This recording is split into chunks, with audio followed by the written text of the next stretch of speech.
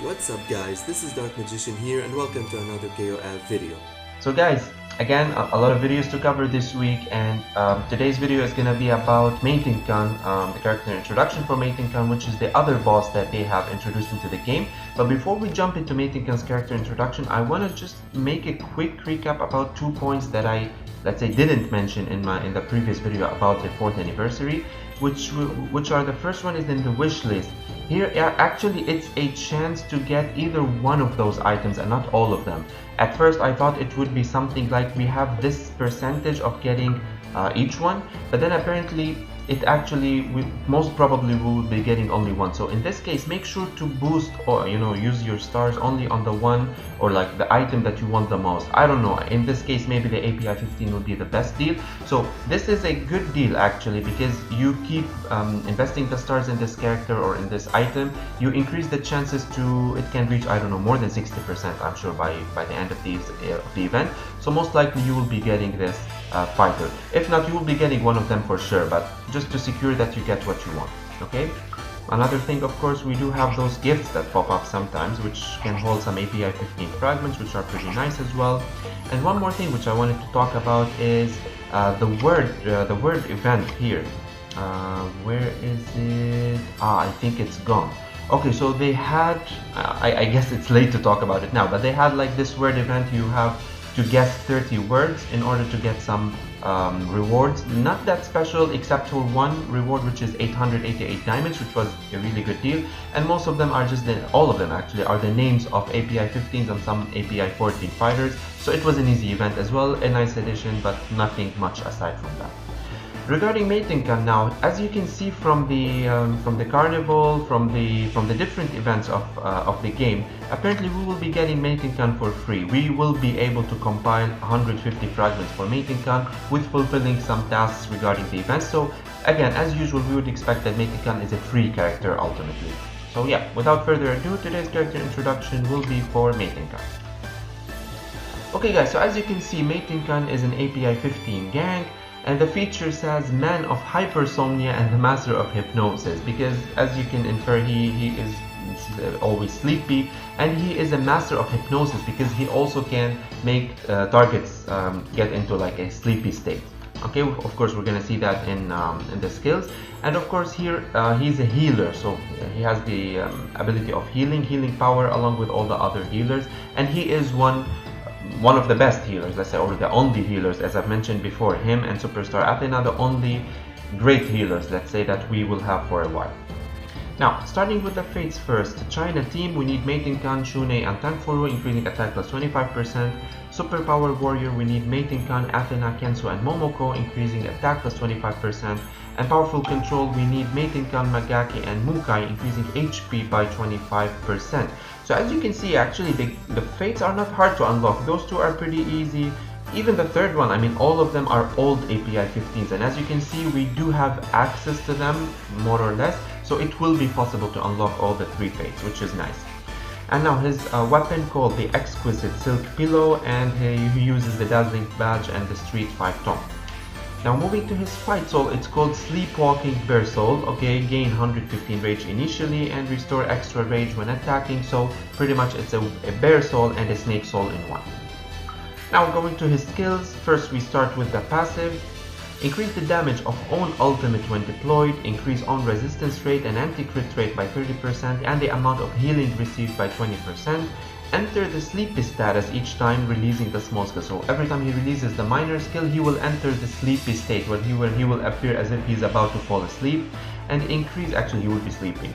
Increase own ultimate resistance by 30% and restore 10 HP of the HP lost after each action of the enemy fighter. So he gets those boosts whenever he's in the sleepy state. And wake up when own round starts. Okay, so when it gets to your own round, he will wake up. And wake up earlier when being attacked twice in a sleepy status. So either those two conditions, either when it's your round to start or when he gets attacked twice when he is in the sleepy condition. Restore 200 rage, increase own control free by 50% for 1 round. I'm sorry, I have to... Okay, I'm sorry about that. So yeah, I was saying here. Okay, restore 200 rage, increase own control free by 50% for 1 round immediately. dispel own debuff and petrification status when waking up, and restore 150 rage when own rage is decreased. No more than 60% of max HP will be dealt in a single attack. Of course, all of those skills and buffs, we have seen them in previous fighters, so he can't receive more than 60% damage worth of HP. Of course, the more enemies there is on the field, the lower the rate. It can get as low as 35% at least. And restore own HP by 30% and restore 200 rage when own HP percentage gets lower to 40%. Again, stuff that we have seen with other fighters, but this effect can take place up to 4 times, which is nice, per battle. If there is only one enemy when Meitenkun is deployed, this effect can only take place once, or else it will be OP. If Meitenkun himself is hypnotized, hypnosis is the, let's say, the debuff that he will make on enemies. If he gets hypnotized by himself, he will restore own HP by 15%, and he will convert the status into the sleepy status. So actually he will make a good use of it if you have an opponent Meitenkun, in a way. And as you can see, at level 1, increase the ultimate damage by 20%, and it can go higher. So that was the passive. Just going to the lake element, nothing much to talk about except that he will gain 10% attack from the highest attack character. So he will pick, you know, the opponent with the highest attack. He will steal 10% of his attack, which is nice actually. And mark the recent attacker as a wake up target. Okay, so the last one who attacked him, he will be marked as a wake-up target. We will see it later on, but for now he will drain 250 rage from him. That's it, all what we need to know about the wake-up target for now. Nothing else, of course, a boost in numbers, but nothing major aside from that for the lake element. Now going to this minor skill, attack a single enemy, increase the damage of the small skill by 20%, and deal extra damage that is equal to 10% of max HP of the target to the target, ignoring immunity to debuff, and restore HP that is equal to 70% of the damage of this attack to 2 allies with the lowest HP percentage. So here you can see his healing skills kicking in.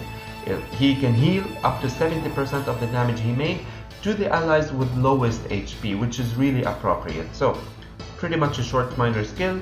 The thunder element, of course, with the improvement in numbers, he will increase his own self-healing rate by 30% for 2 rounds, and it's undispellable. Not much detailed actually, but you know, he's a healer eventually, so that's what we would expect. And finally now his ultimate, attack the enemies in a column, increase own attack and defense by 20%, and increase own pierce rate by 30%. If own HP percentage is higher than 50%, he will increase own damage by 20%. So as long as he has more than 50% HP, he will increase 20% damage. Otherwise, if his HP is less than 50%, he will increase HP by 10%. And increase the damage to tank fighters by 30%, and there is a 60% chance to put the main target to sleep for 1 round. So that's actually the main debuff that he will do, which is the sleeping status, okay?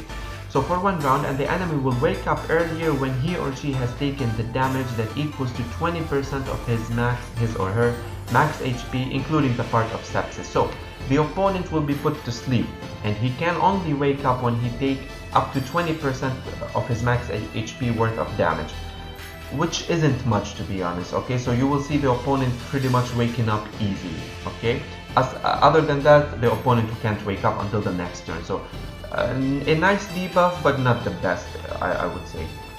Okay, and the enemies such as Golem of Mukai, Armed G, Bending Machine, all those NPCs that we've seen won't be hypnotized, and the small skill will be released this round for sure. And after the weapon awakens, the effect will be improved. The sleeping status won't be dispelled. Again, can't be cleared, but again, there will be a condition that will allow the opponent to wake up. Now, just to go further with the weapon, he increases his damage by 30% after his weapon is awakened, which is a nice addition, and the percentage will be 80% to cause the main target to sleep, not 60, it will be 80, and it will be undispellable unless he takes damage which is worth 30% his max HP. It was 20%, now it's 30%. Again, I still think it's not that super, okay? It's a nice debuff, it's a new debuff, it can come in handy actually, but not that special, okay? And finally, just to go with the smacks, the water element. So now we will go back to the wake up target that we've seen before, the one that attacks him the last. So he will prioritize the wake up target with his smacks. So he will attack the wake up target first, increase the crit rate by 50% on the wake up target. That's actually a nice addition because most likely he will be landing a critical hit on that wake up target. So 50% is a lot. In addition to that, he will restore 18% HP and can be stored once at most. So let's say, okay, he will restore 18% HP for himself, and let's say if he has more than 80% HP, then this overflow HP or overflow healing can be stored and can be used in the next turn. Again, I think we've seen this before once, but it's a nice addition. So when he gets hit in the next turn, he can make use of the stored healing and use them to heal in this turn.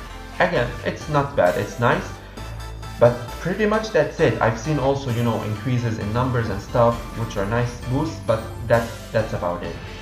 So I will get back to this in a bit. So that was his skills actually, and you know, just to mention his gate partners, which are Kensu, Shin, and Athena 2002. Easy gate partners, nothing much to struggle with. Now here the question is Meitenkun a good fighter or not? I'm gonna go with first of all, I'm gonna go with the part of him being a healer. He is a good healer. Actually, like if you're gonna compare him and Superstar Athena, I still don't think Superstar Athena is dead yet. So if you don't have Superstar Athena, you wanna get a healer, okay, go for Meitenkun. Aside from that, I think she's still viable, and as you can see, you know, from his healing skills, they are not bad. But at this stage of the game, I don't know, he's not that special. If he came earlier, maybe yeah, he would have got more utility. But at this stage of the game, not very special. For new players, definitely recommended, especially that we get him for free. Remember this part, we get him for free. So if you're lacking API 15s, if you want something for a change, yes, definitely go for him. Aside from that, if you're an old player, you want to just make a change in the team, I don't think he is worth investing in, okay? Because yeah, as you can see from the skills, not that special. I don't think we will see him for a long time, or viable for a long time, okay? So that was just my opinion about him. Where should you put him? In which teams? First, again, not a specific team. If you want a healer in your team, yes, you can make him fit. If not, I think, you know, now and a bit later, the fighters can handle their healings by themselves. I don't think a healer is that necessary anymore, let's say.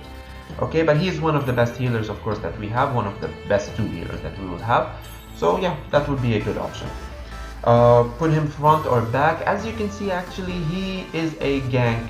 You can put him in the back, you can put him in the front. It doesn't matter that much actually. However, you know, your usage to him or the way you train him, it will differ. Okay, so it will differ depending if you put him in the back or at the front. He can persist in the front more or less, but remember, he's not that tanky eventually. You can put him in the back, but again, you can't rely on him for major damage as well. Again, a gank which is pretty flexible, you can use him anywhere. So yeah, that was it regarding his skills and everything. Now going to the fight, the runes, I forgot the name. So again, it depends on where you put him. If you have him in the back, you can use Wolf's Anger. Remember, he makes an ultimate on round 1. You would want to improve his attack, you can go for Wolf's Anger, best choice, okay? If you have him at the front and you want to boost his defense, I would say go for Earth's Heart or go for Heart of Thorns. Those are the 2 possible options to make him tankier. Yet you can also go for Wolf's Anger even if he's at the front, okay? It's not like a must-have. If he's at the front, you should put defensive runes on him, okay? It's up to you eventually, but he is flexible enough to have more than one option, okay? And finally, just regarding the 5th fight soul, and again, because he's not that special or doesn't like have anything in specific, but the only fight soul I can think of is Bloodthorn, because it only works on DPS and ganks, and if you put him at the front row, he has a good survivability, so you can make a good use of this fight soul. Again, if you put him at the front, it's a very nice fight soul, by the way. Aside from that, nothing special to him. You can put any fight soul that can cause debuff on the enemies. Nothing much to talk about, actually, sadly. But yeah, that was pretty much one of the shortest character introductions for a new API 15, again, because he's good, but he doesn't offer that much at this stage of the game. So that was my idea. Let me know your ideas as well in the comments below, and I'll see you in the next video. Peace out.